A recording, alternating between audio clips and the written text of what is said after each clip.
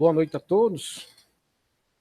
Dando continuidade à nossa disciplina de eletrotécnica básica, hoje nós vamos ver, na aula passada a gente viu a introdução à parte de circuito CA, já mostrei a vocês como é que a gente trabalha, né, com as grandezas senoidais, como a gente transforma para fasores, e agora nós vamos analisar os circuitos elétricos, considerando inicialmente que eles são puramente resistivos, puramente capacitivos ou puramente indutivos, né? Eu tenho um circuito que eu só tenho uma fonte e um resistor, qual vai ser a relação de corrente e tensão? Eu tenho um circuito CA de uma fonte de tensão e indutor. E outro circuito que é uma fonte de tensão e um capacitor. Então, quais serão as relações de tensão e corrente para esses três circuitos? Você já tem uma ideia disso? Porque na aula passada eu apresentei para vocês a relação matemática que temos entre tensão e corrente desses três elementos. A tensão do resistor é igual à resistência vezes a corrente. A tensão no indutor é igual à indutância vezes a derivada da corrente. E a tensão no capacitor é 1 sobre C vezes a integral da corrente no capacitor. Então nós temos essas três relações. Uma relação proporcional, uma relação que é uma derivada e uma relação que é uma integral. Então nós vamos ver a relação de tensão e corrente para esses três elementos. Então na aula de hoje eu vou adicionar para vocês um conceito que a gente vai usar bastante, que é de impedância. Impedância resistiva e impedância capacitiva e indutiva, para que nós possamos o quê? Solucionar os circuitos de corrente alternada e para que possamos encontrar a impedância equivalente no circuito, né?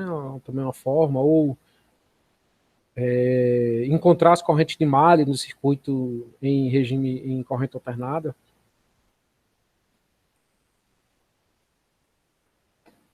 Eu vou começar a apresentar aqui.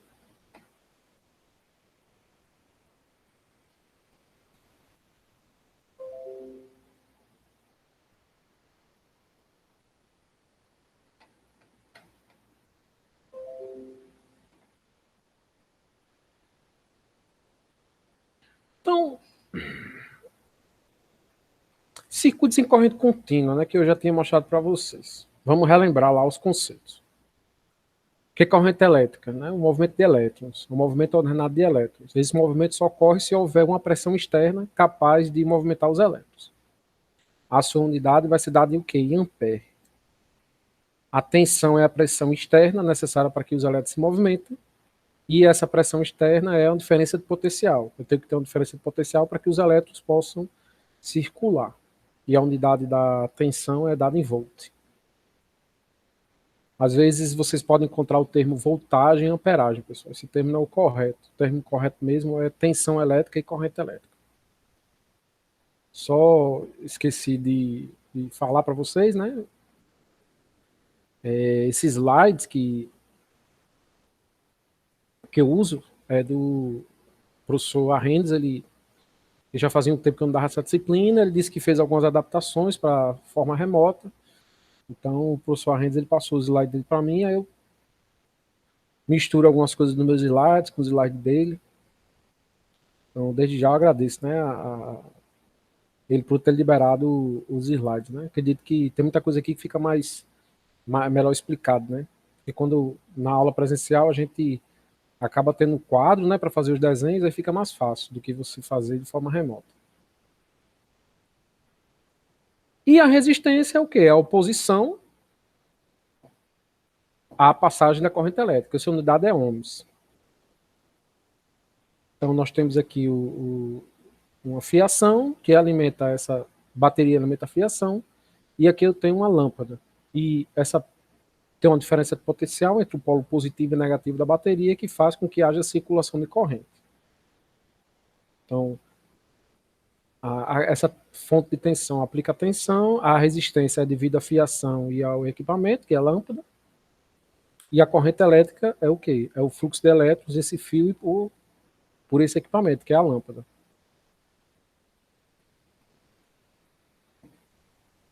Como é que a gente relaciona as três grandezas, né, de Como é que a gente relaciona as três grandezas de tensão, corrente e resistência? A gente utiliza a lei de Ohm, que eu já mostrei a vocês. Isso é apenas uma lembrança. Onde a corrente elétrica é o que a gente deseja, que haja circulação de corrente no circuito. Chuveiro elétrico. Se você tiver um chuveiro elétrico que a corrente não passa pela resistência do chuveiro, você não tem aquecimento. Então é necessário que você tenha o quê? O efeito desejado é que haja circulação de corrente para que você tenha o efeito Joule, que é o aquecimento da água. A tensão é a causa do surgimento da corrente. Então o efeito é a corrente, a causa é a tensão, a fonte de tensão, e a resistência é a oposição ao surgimento dessa corrente elétrica. Quanto mais forte aqui for a resistência, maior for a resistência, menor vai ser o nível de corrente. Aí a tensão aqui tem que ser maior para você conseguir voltar para a corrente que você tinha. A lei de Ohm relaciona, ela diz que a corrente elétrica é igual a tensão sobre a resistência. Então nós temos que o efeito, que é o que queremos, a corrente elétrica é igual à causa, que é a tensão, dividido pela oposição, que é a resistência. Então a oposição, o que está se opondo à circulação de corrente, é a causa dividido pelo efeito. Isso daqui é interessante porque é uma forma de você visualizar como é que vai ficar a questão da impedância, né? Que o capacitor e o indutor agora vão virar impedâncias. No circuito CC ele virava um circuito aberto e um circuito de corrente, um circuito aberto e uma fonte e um curto-circuito. Só que agora a gente não tem mais isso. Agora a gente vai ter o surgimento do que a gente chama de impedância capacitiva e impedância indutiva. Então, em corrente contínua, os elementos passivos, que são quais? Resistor, indutor e capacitor, apresentam diferentes comportamentos. Isso, lembrando, né, pessoal, a gente está só relembrando aqui, coisas que eu já venho falando a vocês. O resistor é o único elemento passivo que vai contribuir com o circuito de corrente contínua. Ele é o único circuito que funciona em corrente contínua. A tensão e corrente desse elemento são diferentes de zero. E a sua unidade é dada em ohms. O indutor ele se comporta como um curto-circuito. Eu já mostrei a vocês. A tensão do indutor é igual à derivada da corrente, vezes a indutância. Se a corrente contínua, vai ser uma constante, fazendo a derivada de uma constante, a gente tem uma corrente nula. Uma tensão nula, quer dizer. Desse modo, a tensão sobre o indutor é zero. E a unidade da indutância é igual a Henry. O capacitor. O capacitor ele se comporta como elemento em circuito aberto, né, que não há circulação de corrente. Porque a tensão é igual ao quê? 1 sobre C, a integral da corrente. Então, o que vai acontecer? Como nós temos fazer IC igual a C dV dt. Como a corrente é contínua, quando fizermos a derivada de uma constante, vai ficar zero. Então, o que vai acontecer? A corrente no capacitor é nula. Então, se a corrente no capacitor é nula, então ele pode ser representado pelo circuito aberto. Então, o indutor em corrente contínua tem uma tensão nula, que é a derivada da corrente é igual a zero, e a corrente num capacitor no circuito de corrente contínua é nula, por quê? Porque a derivada de uma tensão contínua é igual a zero. Então, nós temos estas três relações. Como será o comportamento do resistor, indutor e capacitor em corrente alternada? Como será o comportamento desses três elementos? Pensando, pessoal, nas três relações que nós temos anteriormente, que eu mostrei a vocês, de tensão para esses três elementos, a gente já consegue ter uma noção de como é que fica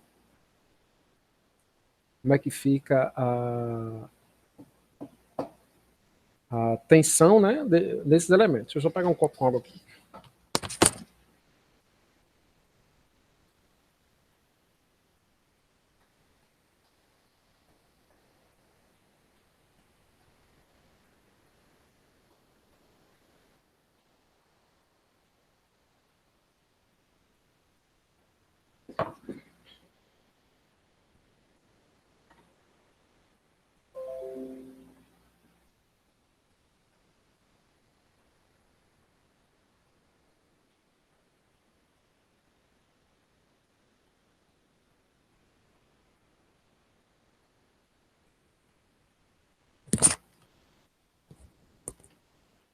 conferir aqui que você está gravando. Está gravando, eu estou apresentando, está ok.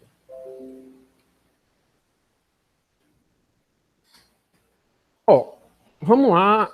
Quais são as relações de tensão e corrente para esses três elementos? Primeiro, antes, o que é que a gente precisa relembrar? Que a resistência, a sua unidade é em ohm,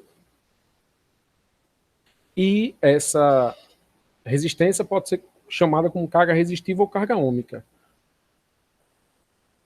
O indutor, a sua unidade é em Henry, e quando a gente está no regime de corrente alternada, a gente chama de carga indutiva. E a capacitância tem a unidade de Faraday, e o termo utilizado para essa carga é carga capacitiva. Então, a primeira relação que nós temos um gráfico aqui que vai relacionar tensão e corrente em uma resistência. Eu tenho uma tensão de 1 ohm, de 1 volt. A frequência aqui a gente não consegue identificar porque o eixo X está expresso em ômega-t, e aqui já está os graus, eu não consigo saber qual é a frequência, mas a gente consegue saber algumas coisas aqui utilizando esse gráfico aqui de tensão. A corrente no resistor é igual a tensão sobre a resistência. Uma tensão aqui instantânea, né? Ela está variando com o tempo, eu coloquei aqui o T para relembrar. E como nós temos uma resistência, uma tensão de 0,5 de amplitude, então o resistor precisa ser 2 ohms. Então, se eu fizer tensão elétrica, como é que a gente pode expressar essa tensão? Essa tensão está em função do cosseno. Por que cosseno? Porque no instante igual a 0, a gente tem um valor máximo igual a 1.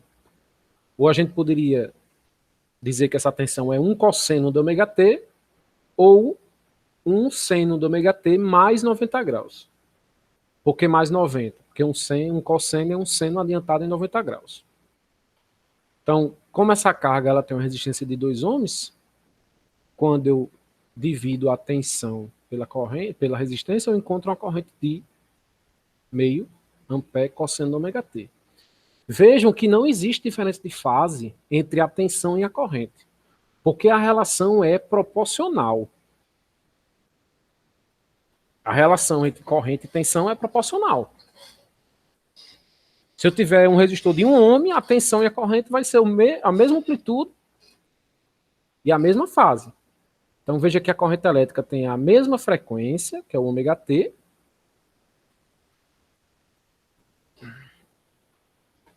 Ômega-t, amplitude diferente, porque eu tenho um resistor de 2 ohms. E a mesma fase. A tensão aqui, ela tem o quê? Ela é cosseno de ômega-t.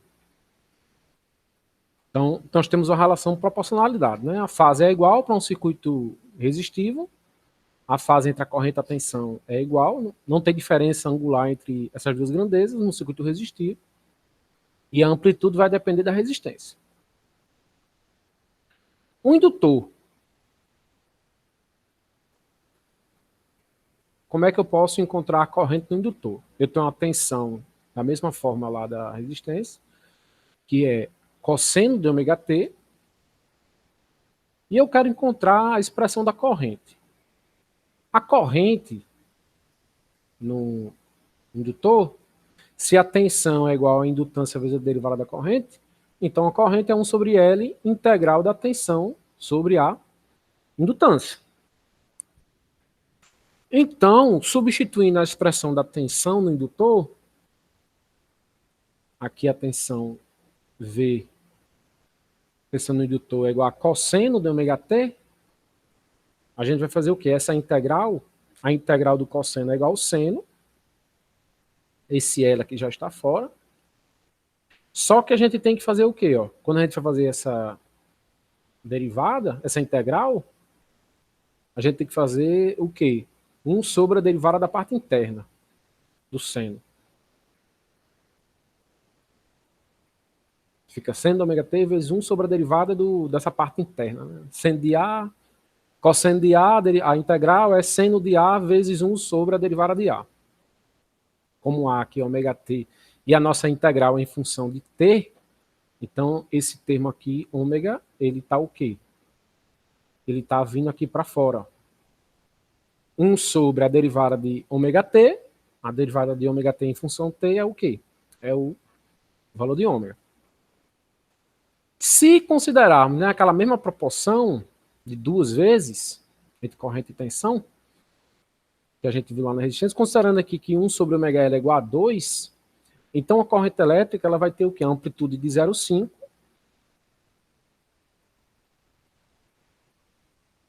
e o seu formato é senoidal.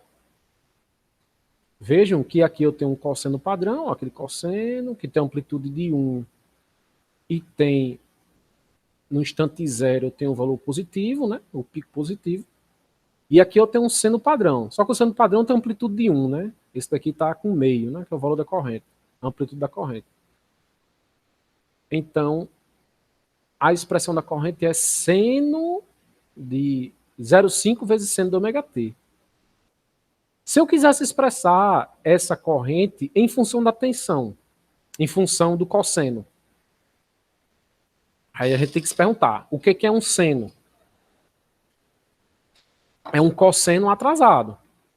Então eu poderia trocar aqui esse I de L, ó. Vou até já colocar aqui para lembrar de trocar.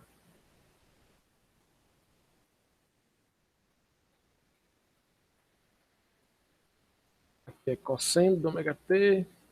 Vou atualizar o slide. E aqui também pode ser expresso como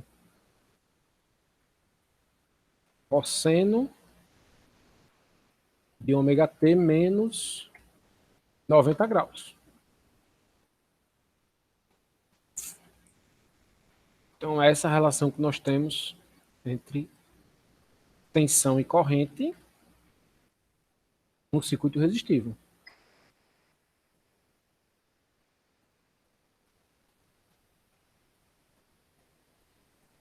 Vou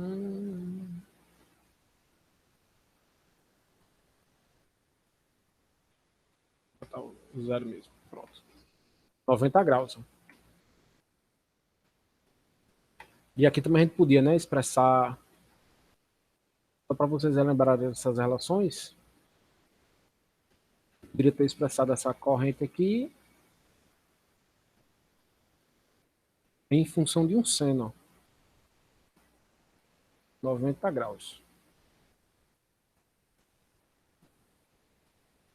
Que se um circuito vocês precisarem converter, eu gosto de ficar lembrando como é que faz essa conversão. Caso vocês precisem converter, vocês convertem. Então,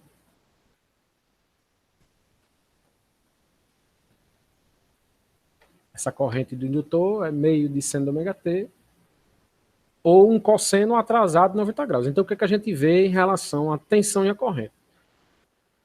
A tensão tem uma fase de zero.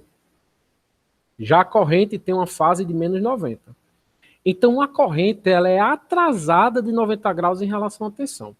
Então, em circuitos indutivos, puramente indutivos, a corrente está atrasada de 90 graus em relação à tensão. Puramente resistivo, a defasagem é zero. Se for indutivo, puramente indutivo, é menos 90. Então, isso nos dá uma dica do quê? Que se o circuito equivalente for resistivo e indutivo, a defasagem vai ser um atraso entre 0 e 90 graus. Se o circuito resistivo e indutivo for muito resistivo, a defasagem é mais próxima de zero. Se o circuito for muito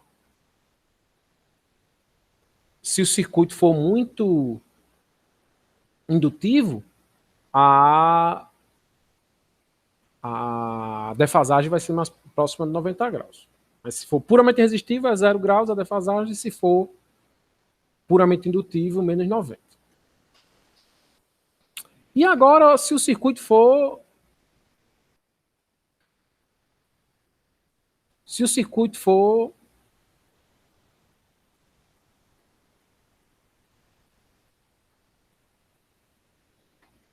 Aqui eu fazer a derivada de um cosseno. que é menos seno. Aqui eu esqueci de botar o menos. Aqui é o menos. Deixa eu dar uma ajeitada aqui.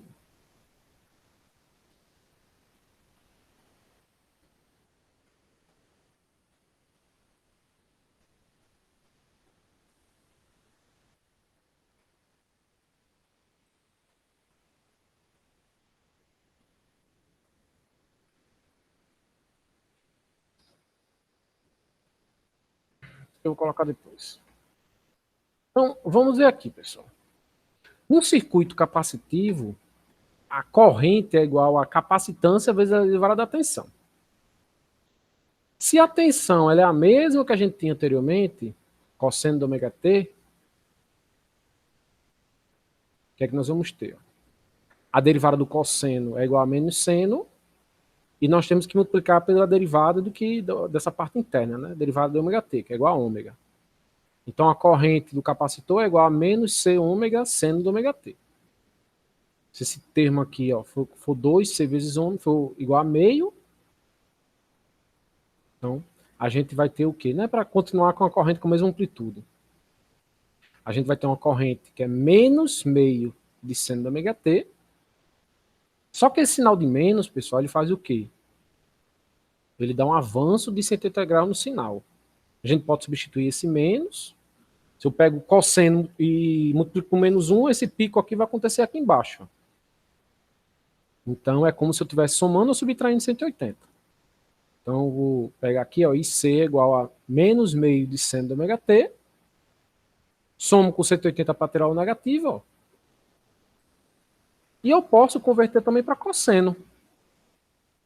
Como é que a gente pode converter isso aqui para cosseno? O que é um seno em relação a um cosseno? Um seno é um cosseno atrasado.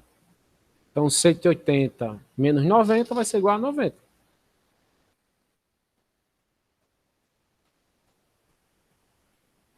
Então, nesse ciclo aqui a gente não consegue ver, mas nesse ciclo a gente consegue. Ó.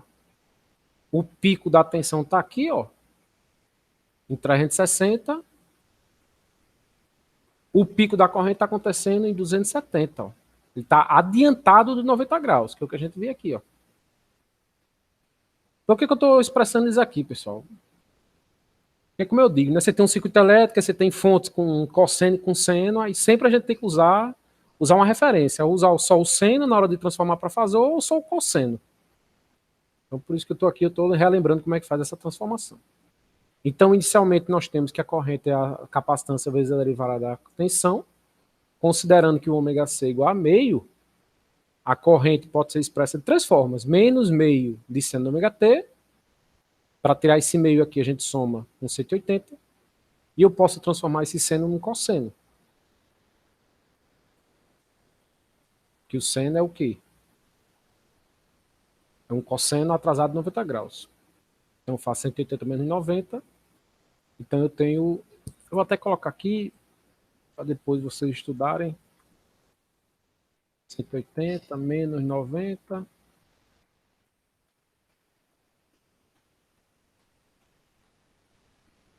Igual a 90.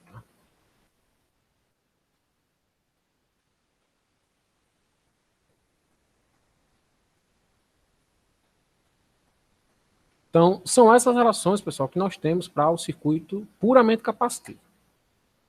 Então, já vou abrir a cabeça de vocês um pouquinho. E o que é que a gente tem aqui? No caso do circuito capacitivo, do capacitor, a corrente é adiantada de 90 graus em relação à tensão. Ela é adiantada de 90 graus em relação à tensão. E a amplitude depende do C ômega. Como o C ômega aqui era meio, a corrente ficou com amplitude de meio. Então a gente já viu como é que fica a relação de fase e de amplitude para um circuito capacitivo vezes um circuito capacitivo e um circuito indutivo. Sempre lembrando, pessoal, que esse ômega aqui é 2π vezes F. Tem muita gente que eu digo que a frequência é 60 Hz, a pessoa vai e coloca 60 aqui, né? Mas isso está errado.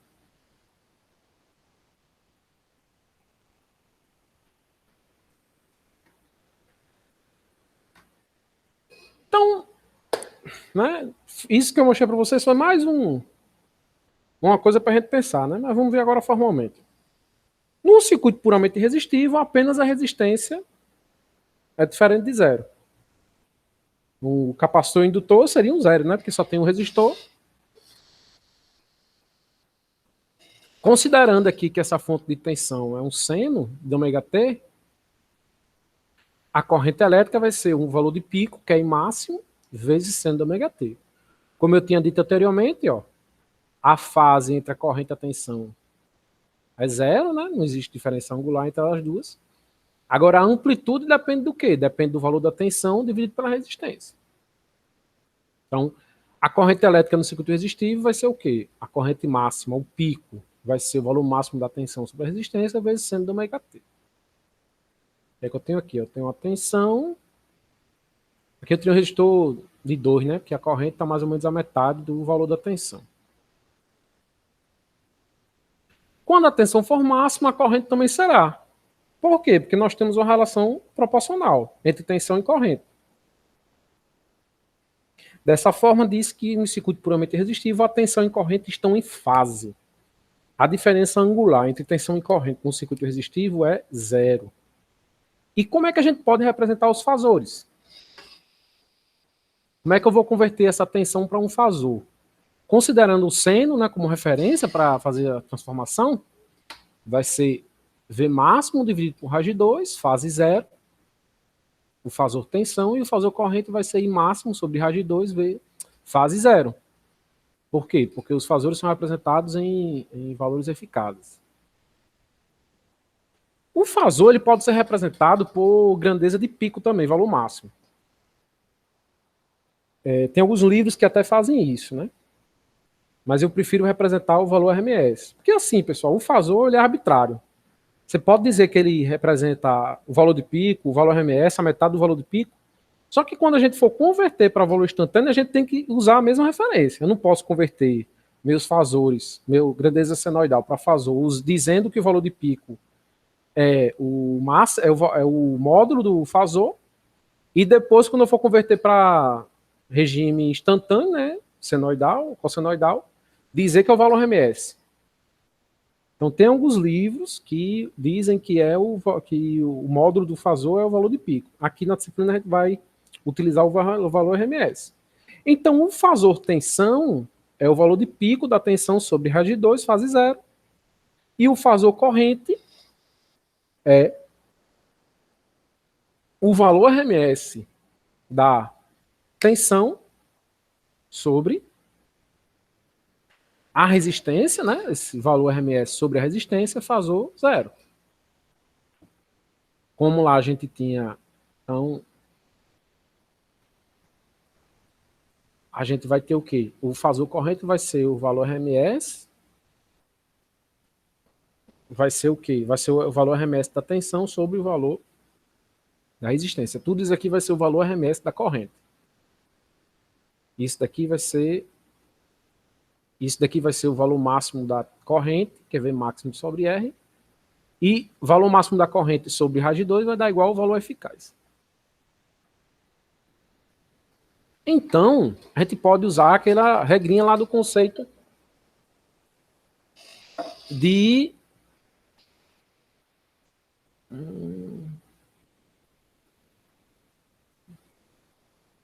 colocar isso daqui aqui.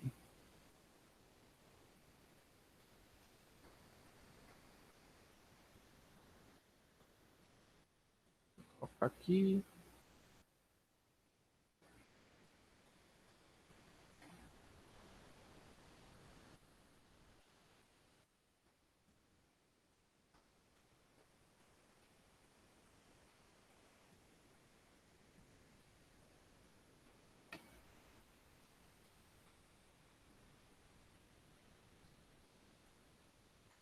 Indutivo.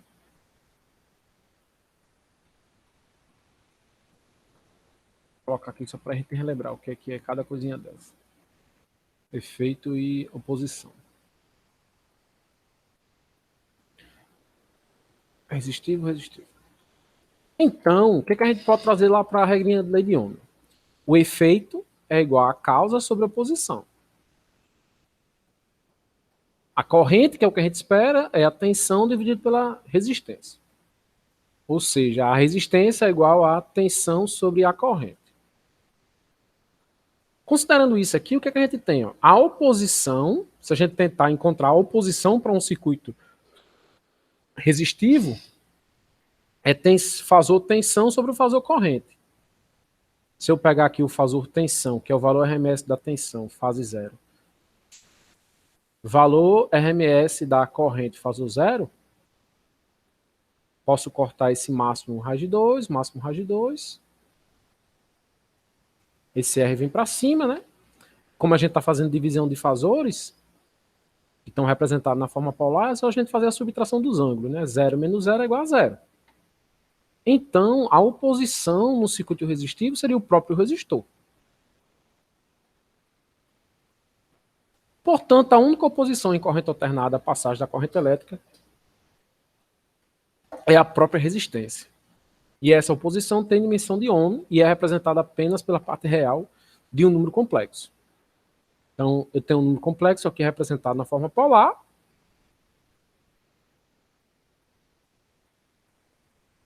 Como seria o módulo vezes cosseno mais j-seno, né? O seno de 0 é 0.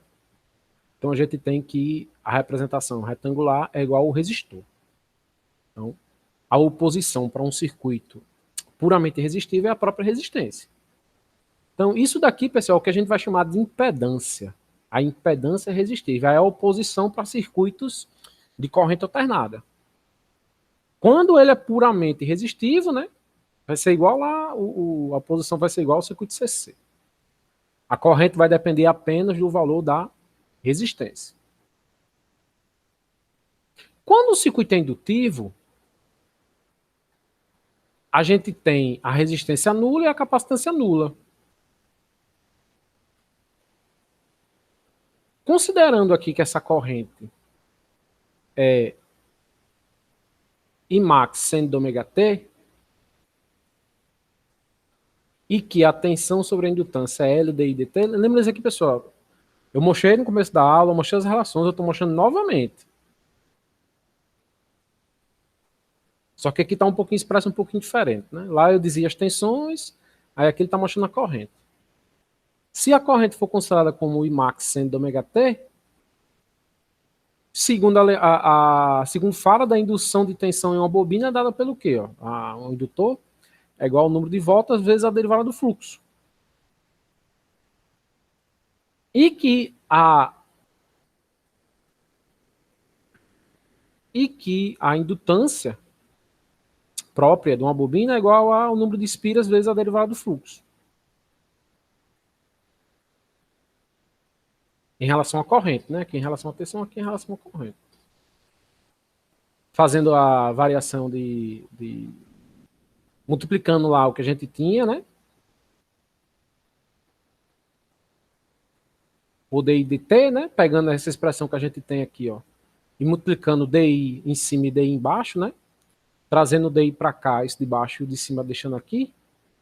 A gente vai ter o quê? A gente vai ter que a tensão da indutância vai ser igual ao valor da indutância vezes a derivada da corrente. Que eu já tinha mostrado para vocês. Aqui a gente só estava lembrando. Estou mostrando de onde vem essa fórmula de tensão igual a derivada da corrente. Se eu pego aquela expressão da corrente, que é I máximo, seno de ômega t, eu tenho que a tensão vai ser L, que já tinha na fórmula, vezes ômega, porque ômega, e para fazer a derivada do seno, eu tenho que multiplicar por derivada da parte interna. Derivada de ômega t é igual a ômega, né? Vezes L, vezes I máximo, cosseno de ômega t. Então, se eu fizer agora tensão por corrente, a gente vai ver o quê? Vai ver que a oposição vai ser esse ômega L.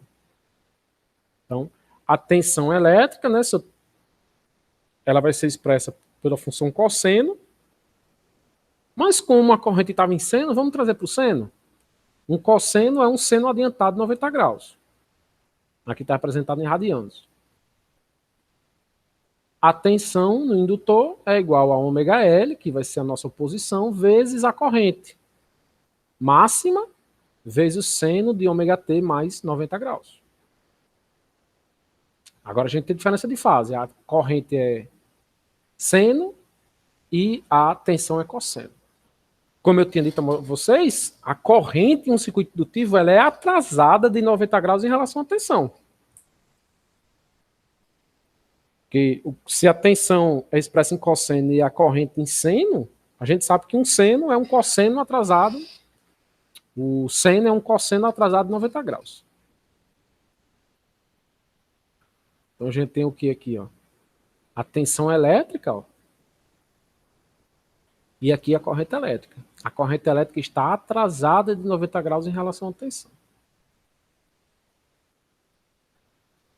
O fasor tensão, né, convertendo, vai ser o pico da tensão sobre raiz de 2, que isso aqui é o valor RMS, fase em 90 graus. Ó. Já o fasor corrente vai ser o quê? Vai ser o valor RMS da corrente, fase zero. Tá vendo, pessoal? Porque eu digo a vocês que vocês têm que ou deixar tudo seno ou cosseno. Por quê? Se eu fosse converter a corrente usando seno, aí ia dar valor RMS fase zero. Aí se eu não convertesse esse cosseno para seno, ia ficar o quê? Tensão é igual ao valor RMS, fase zero. Estaria errado.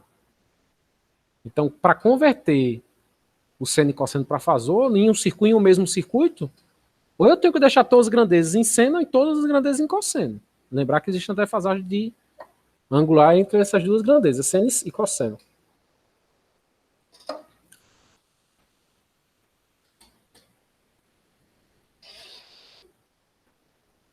Então, o fasor corrente é igual ao valor RMS da corrente, que é o pico sobre raiz de 2, fase zero. Então a gente vê, ó, sendo a tensão elétrica, ômega L e máximo seno de ômega T mais 90, a corrente vai ser em máximo seno de ômega T. Corrente atrasada de 90 graus em relação à tensão, para um circuito puramente indutivo. Aí, como eu digo a vocês, se o circuito for resistivo indutivo, essa diferença angular vai ser entre 0 e 90 graus, esse atraso. Se o circuito for muito mais resistivo do que indutivo, o atraso vai ser mais próximo de zero. Se o circuito for muito mais indutivo do que resistivo, a gente vai ver que ele vai se aproximar mais de 90 graus o atraso. E a gente de circuito indutivo, fala da indutância, mas esse ângulo também vai depender da frequência. Né? É o que eu mostro aqui. Ó. Essa oposição não depende da frequência, então a defasagem também vai depender da frequência do sinal, não só da indutância. Reescrevendo a lei de Ohm em função do efeito, causa e oposição, né, que a gente tinha anteriormente, ó, causa sendo a tensão, efeito sendo a corrente e oposição sendo o Ohm. Nós temos que a oposição, que é o que a gente quer descobrir, né, é o fasor tensão sobre o fasor corrente. O fasor tensão é igual ao valor de pico da tensão sobre raiz de 2, fase 90 graus. É o que a gente tem aqui, ó, o valor de pico sobre raiz de 2, para achar o valor RMS, fase 90. E o da corrente vai ser o quê? O valor RMS da corrente, fase zero. A oposição vai ser dada por ômega L, fase 90 graus. Quando o número complexo tem a fase 90, a gente pode substituir esse 90 por J. Vai ficar ômega L, cosseno de 90, que é zero, mais J seno. O J seno de 90 vai dar o quê? Vai dar 1. Vai dar J, né? Então a gente pode substituir por J ômega L. Relembrando novamente, de novo, mais uma vez. Esse ômega não é em Hertz. Esse ômega é 2π vezes F. Embora a indutância tenha uma unidade, o Henry, ao ser multiplicada pela frequência, que é 2πf, ela ganha dimensão de ohm. Então essa oposição aqui ela vai ser dada em ohm. Sendo, portanto, a oposição oferecida pelo indutor à passagem da corrente elétrica. No indutor, essa oposição aqui vai ser chamada de reatância indutiva. Então, a impedância de um circuito puramente indutivo vai ser J vezes a reatância indutiva, que é o XE. E A impedância resistiva é o quê? Ela é um número complexo, só tem parte real. A impedância indutiva, ela só tem parte imaginária com um valor de XL. Então já dá uma suspeita. Se o circuito for resistivo indutivo, série, quando a gente somar resistor e indutor, a parte real vai ser o R e a parte imaginária vai ser JXL. Então o circuito RL série é o quê? É R mais JXL. E XL é conhecido como reatância indutiva.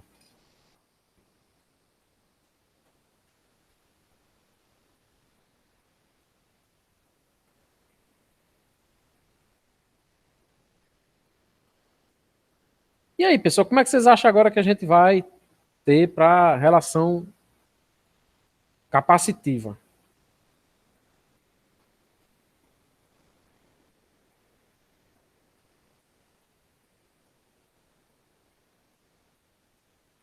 A gente vai ver daqui a pouco. Vamos ver aqui para quais as conclusões que a gente tira para um circuito puramente indutivo. Analisando o equacionamento e os gráficos para a tensão e a corrente do indutor, constata-se que a tensão está adiantada de 90 graus em relação à corrente. Se a corrente está atrasada de 90, a tensão está adiantada de 90.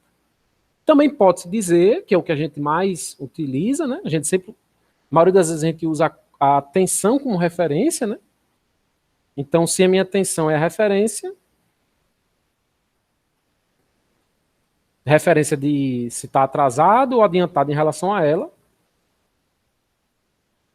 Então, a gente diz que a corrente para um circuito puramente indutivo, puramente, pessoal. Às vezes a gente usa o termo circuito indutivo. Geralmente, quando o circuito é resistivo indutivo, a gente chama de indutivo. Mas quando eu falo puramente indutivo, só tem um indutor, a resistência é nula. Além do valor da própria indutância, a frequência do sinal alternado influencia na oposição fornecida pelo indutor à passagem de corrente, uma vez que a reatância é igual a o ômega vezes o L.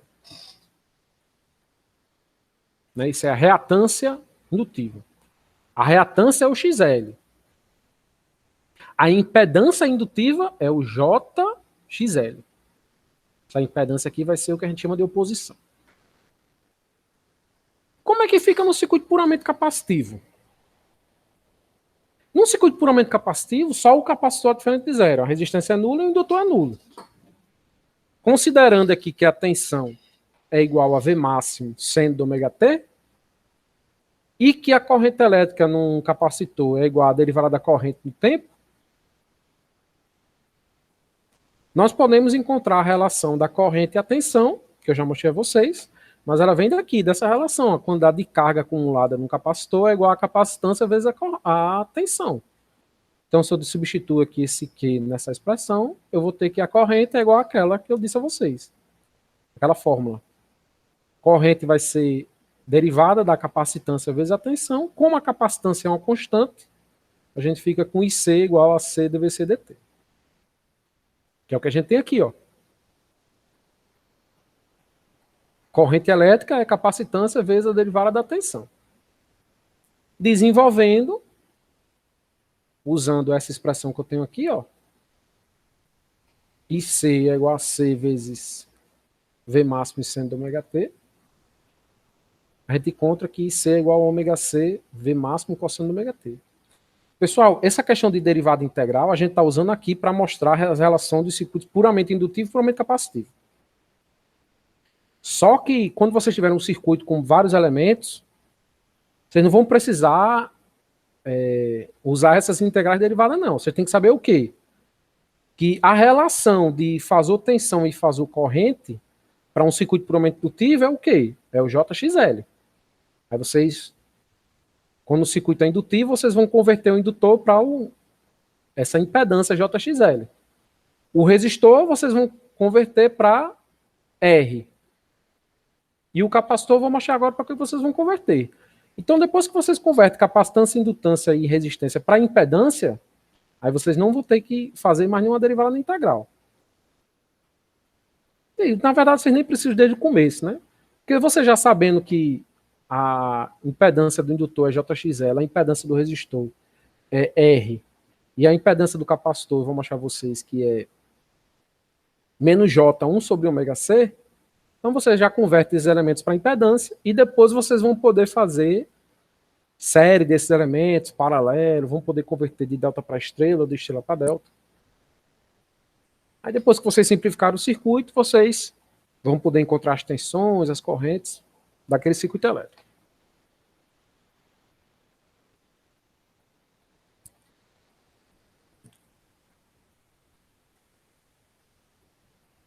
Como a corrente aqui, ó, quando eu faço a derivada do seno, é igual ao cosseno, né? Aquele ômega vem porque tem que multiplicar pela derivada de ômega.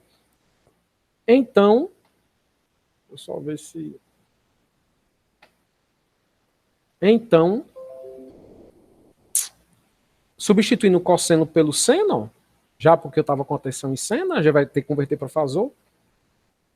A corrente é igual ao ômega C, V máximo sobre seno de ômega T mais 90 graus, ou π sobre 2.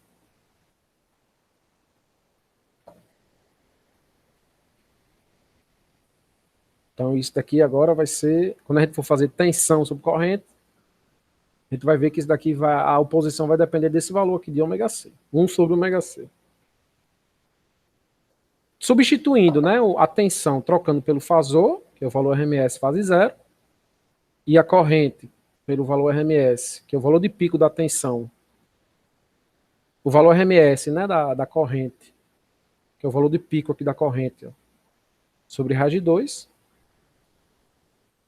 fase 90. Por que fase 90? Porque aqui tem seno do ômega T mais π sobre 90. Então vejo que a corrente é adiantada da tensão de 90 graus. Veja aqui que a tensão aqui é um seno, ó. A corrente ela vai ser um cosseno, vai ser adiantada de 90 graus. Como para converter para fasor a gente tem que deixar em seno ou em cosseno, nesse caso aqui está em seno, né? Tanto a corrente como a tensão estão expressas em seno, a gente pode converter. O valor, o fasor da tensão é o valor eficaz zero, fase zero, e o valor da corrente é o valor eficaz, que é o pico da corrente sobre raiz de 2, fase 90 graus. Então, a gente vai encontrar agora o que a gente chama de impedância, de reatância capacitiva. Como? Usando aquela mesma regrinha que eu tinha mostrado a vocês. Oposição é igual a causa sobre efeito. A causa vai ser a tensão e o efeito vai ser a corrente elétrica. Fazendo a oposição igual ao fasor tensão sobre o fasor corrente, o fasor tensão é dado pelo valor RMS da tensão fase zero, e o fasor corrente é dado pelo valor RMS da corrente, que é o valor de pico da corrente sobre raiz de 2, fase 90 graus. Então, a oposição vai ser dada pelo quê? CV máximo vai cortar com V máximo e o raiz de 2 vai cortar com raiz de 2. Então, a oposição vai ser 1 sobre ômega C. Agora, a fase. Como é uma divisão, e eu tenho uma divisão de dois números complexos expressos na forma polar, o ângulo final vai ficar 0 menos 90 graus, que é igual a menos 90. Esse menos 90 aqui, ó, vou poder substituir, vai ficar cosseno de menos 90, que é 0, mais j seno de menos 90. Vai dar igual a menos 1, seno de menos 90. Então, vou poder substituir aqui por menos j vezes 1 sobre ômega C, que é igual a 1 menos j sobre x, menos j vezes xc. Veja que a reatância indutiva era x, era ômega L.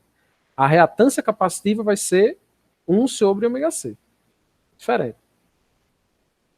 Embora a capacitância tenha um dado de Faraday, o inverso do produto entre a capacitância e a frequência angular ganha a dimensão de ohms. Então, essa oposição sempre vai utilizar a unidade de ohms. Então, a reatância é dada em ohms, a resistência é dada em ohms e a reatância indutiva e capacitiva é dada em ohms. No capacitor, essa oposição será chamada de reatância capacitiva, representada pela parte imaginária de número complexo. Vejam que a indutância e a capacitância viram números complexos com apenas a parte imaginária. Só que a parte imaginária do indutor é positiva. É positiva. E a parte imaginária do capacitor é negativa. Então a gente sabe, se a gente vê um número, uma impedância puramente real, é resistível. Se for puramente imaginária, onde esse valor imaginário, né, é positivo, então a resistência é puramente indutiva. Esse valor imaginário é negativo, a impedância é puramente capacitiva. Agora a gente vai ter os outros casos, né? A impedância com a parte real positiva e a parte imaginária positiva. Circuito resistivo indutivo. Impedância com a parte real positiva e a parte imaginária negativa. Circuito resistivo e capacitivo.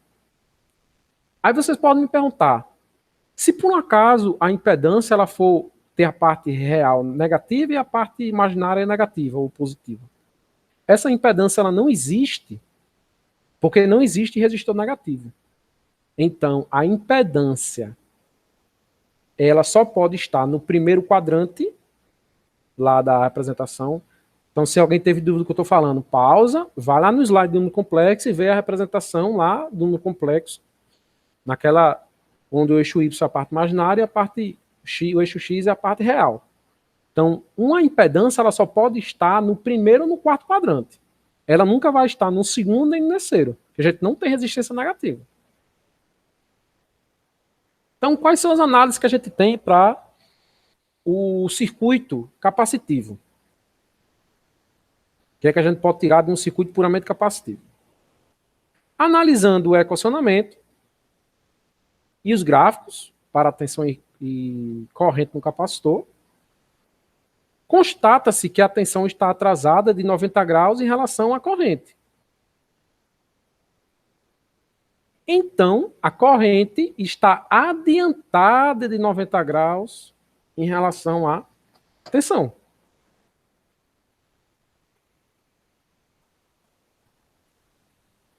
Então, circuito resistivo, puramente resistivo. A corrente está em fase com a tensão. Circuito puramente indutivo. Corrente está atrasada de 90 graus em relação à tensão. Circuito resistivo e resistivo indutivo. A fase vai estar em atraso entre 0 e 90 graus. Se o circuito for a resistência for muito maior do que a reatância indutiva, esse atraso vai ser mais próximo de 0. Se a reatância for muito maior, a reatância indutiva for muito maior do que a resistência, esse atraso vai estar mais próximo de 90 graus. Se o circuito for puramente capacitivo, a gente tem uma corrente adiantada de 90 graus em relação à tensão. Se o circuito for resistivo capacitivo, a gente vai ter uma corrente adiantada da tensão. Se em módulo, né, o resistor for muito maior do que a reatância capacitiva, então nós vamos ter um adiantamento mais próximo de 0. Se a reatância capacitiva, né, que na verdade em módulo não, né, o XC que é 1 sobre ômega C. O número complexo é que fica menos J, a impedância que fica menos JXC, mas o XC é 1 sobre ômega C. Se a reatância capacitiva for muito maior do que a resistência, esse adiantamento da corrente em relação à tensão vai ser mais próximo de 90 graus. Então, além do valor da capacitância, a frequência do sinal alternado influencia na oposição fornecida e temos que a reatância capacitiva é igual a 1 sobre ômega C. Então, resumindo tudo que eu falei, a gente viu que para a corrente alternada, o resistor influencia a indutância e a capacitância. Devido à diversidade de denominações, a oposição à passagem da corrente elétrica em corrente alternada se chama de impedância. Embora possa ser escrita na forma de um número complexo, a impedância não é um fasor. A gente não pode dizer que a impedância é um fasor. A impedância representa o quê? Porque a impedância não está variando com a frequência, variando no tempo. Já a tensão e a corrente varia. A impedância é um valor fixo, né? Por isso que a gente não pode dizer que é um fasor. Um fasor é quando a gente tem uma grandeza que varia no tempo e a gente consegue converter para um fasor, como eu mostrei a vocês na aula passada. A impedância ela vai ser um número complexo, mas ela não vai representar um fasor. Ela não varia com o tempo. A gente não pode. Aí qual é o valor da impedância no tempo? Eu não posso dizer que a Ah, o valor da impedância é 10 seno de ômega t. Não posso fazer isso. A impedância ela é um número complexo. Eu não posso converter. Eu posso converter tensão para fasor e corrente para fasor, mas impedância não. O equacionamento das impedâncias do resistor e indutor é apresentado nessa tabela. Qual o nome que a gente dá à oposição? Levando em consideração o elemento resistor, indutor ou capacitor. A oposição vai ser dada pela resistência, para o caso do resistor. Deixa eu colocar aqui a unidade ohm, né? Inserir.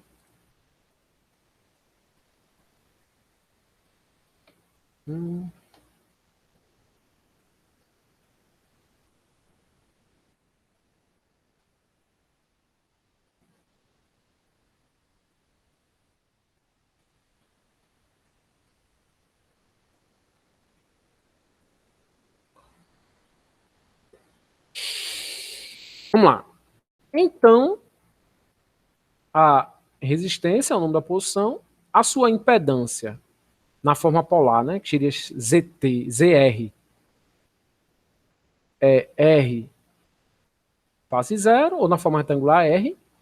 A reatância indutiva é o nome da oposição para o indutor, e a sua impedância é dada por XL, fase de mais 90 graus, na forma retangular é JXL. Vejam, pessoal, que é por isso que para um circuito RL, em série, a impedância vai ser R mais JXL, porque a impedância em série a gente vai poder somar. E quando é resistivo capacitivo, vai ser R menos JXC. Então, se vocês por um acaso virem esses números complexos aqui, ó,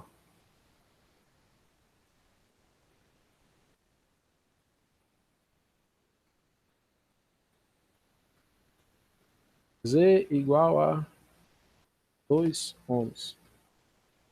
Z igual a 2 mais J 2 ohms.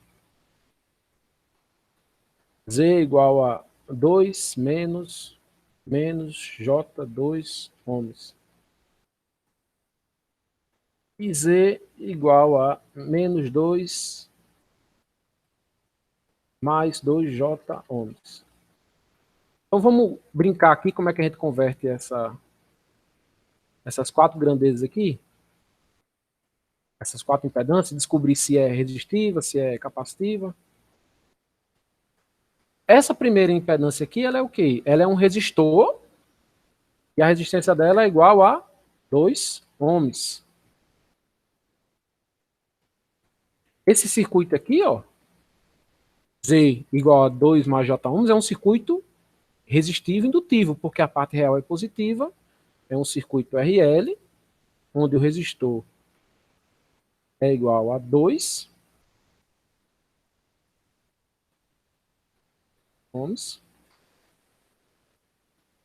e o XL é igual a 2 ohms.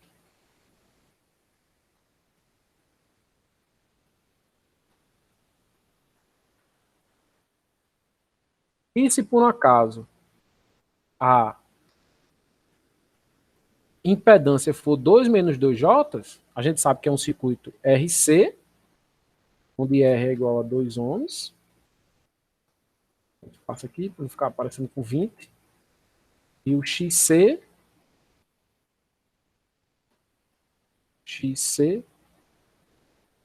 é igual a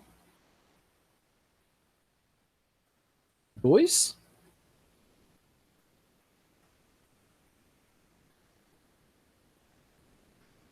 E essa daqui não existe. Por quê? Porque não existe resistor negativo. Por que, que não existe? Porque o R é menor do que zero. Menor do que zero.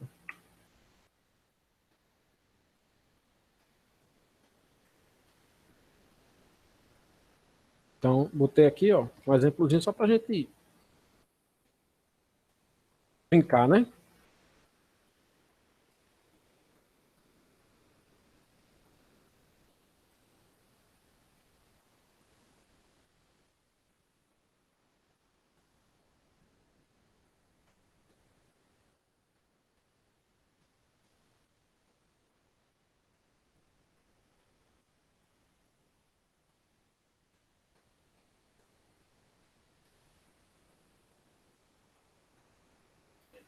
No capacitor, o nome da oposição vai ser reatância capacitiva, vai fazer o XC, ó. XC fase menos 90 e a forma retangular vai ser menos J de XC. Então, vamos fazer aqui um exercício, né?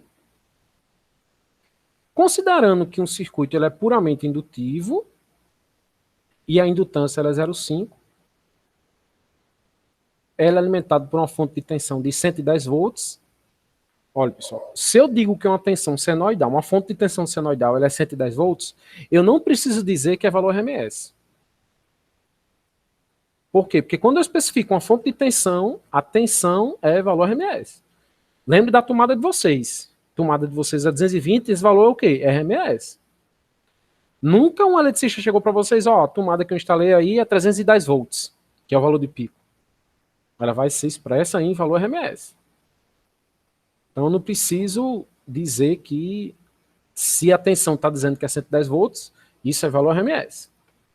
Aí como é que a gente vai poder, pede para a gente calcular a impedância e o valor eficaz da corrente, né? A impedância vai ser JXL, porque é um indutor. Aí J2πf vezes L. Então, converta aqui. Tem que lembrar, não pode dizer que esse ômega é 60, pessoal. Não faça esse erro, que para mim isso é um erro grave. É erro de conceito. Eu não sou nem tão severo com erro de conta. Mas com erro de conceito eu sou. Você dizer que o ômega é 60 Hz, para mim é complicado. Às vezes o cara faz essa conta aqui, era para dar 188, deu 100, sei lá, 184. Ou o cara errou uma vírgula, eu vou tirar ponto, mas não vou tirar tanto ponto. Agora, se a pessoa disser que o ômega é igual a 60, isso pega, porque é erro de conceito. Então, a impedância indutiva é igual a J, 184 ohms, e a reatância, né, se eu for converter para a forma polar, é 184 fase 90, e a reatância, né, XL vai ser igual a 188 ohms. Já o cálculo do valor da corrente eficaz, o valor da corrente eficaz vai ser o valor eficaz da tensão sobre ZL. Então, o valor eficaz da corrente vai ser 180 sobre o valor da impedância, que é 0,584. Então, assim, pessoal, eu mostro um exemplo para vocês de como é que a gente trabalha com impedância puramente resistiva, puramente capacitiva e puramente indutiva. Então, aqui eu encerro a nossa aula de hoje. Então, até a próxima aula. Uma boa noite a todos.